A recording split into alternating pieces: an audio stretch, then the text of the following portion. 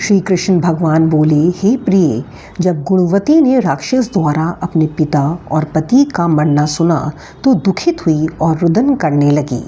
हे स्वामी, हे पिता, आप मुझे छोड़कर कहाँ चले गए? मैं आपके बिना क्या करूं?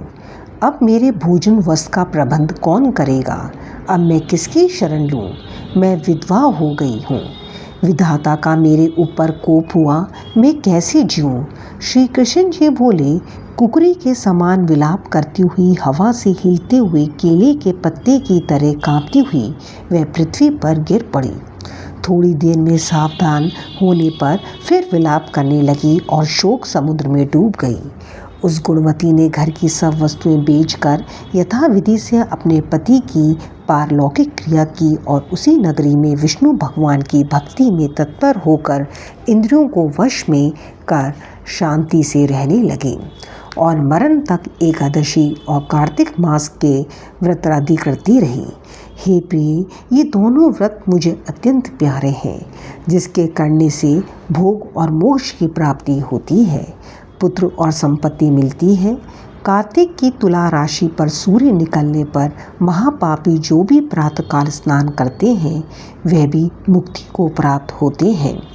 जो मनुष्य स्नान, जागरण, दीपदान और तुलसी का पालन करते हैं वह विष्णु के रूप हैं।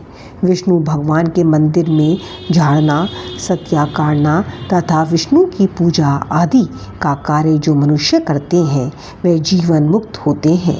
इस प्रकार वह गुणवती हर एक वर्ष कार्तिक व्रत और विष्णु भगवान का नित्य ही पूजन करती रही।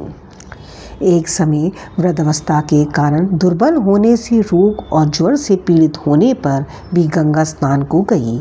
जो ही पानी में उतरी, जाड़े के मारे कांपने लगी। उसी समय गुणवती ने आकाश से आता हुआ विमान देखा। शंख, चक्र, गदा, पद्म आदि आयुधों को लिए हुए विष्णु के रूप धारण करके वाले पार्षद गरुड़ की ध्वजा वाले अफसरों से युक्त ऐसे विमान में बिठाकर वैकुंठ को ले गए। प्रदीप्त अग्नि के समान कीर्ति वाली गुणवती विमान में बैठी हुई कार्तिक व्रत के प्रभाव से मेरे पास आ गई।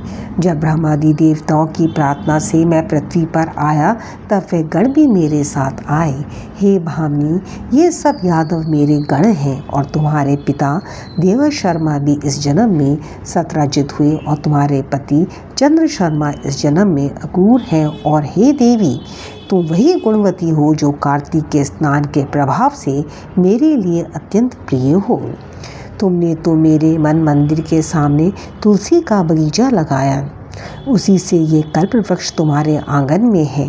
कार्तिक में जो पहले तुमने दीपदान किए हैं उसी फल से तुम्हारी सुंदर देह और घर में लक्ष्मी देवी का निवास है। जो संपूर्ण व्रताधिक पति स्वरूप भगवान को अर्पण किए थे, इसलिए तुम मेरी पत्नी बनी हो और तुमने जन्म मृत्यु तक जो कार्तिक व्रत उपवास किए हैं इससे तुम्हारा वियोग मुझसे कदापि नहीं होता। इसी प्रकार कार्तिक में व्रत करने वाले तुम्हारे समान मेरे प्रिय होंगे। सूजी बोले, सत्यभामा जी अपने पूर्व जन्म का सब हाल जानकर बड़े प्रसन्न हुई। हरे कृष्णा।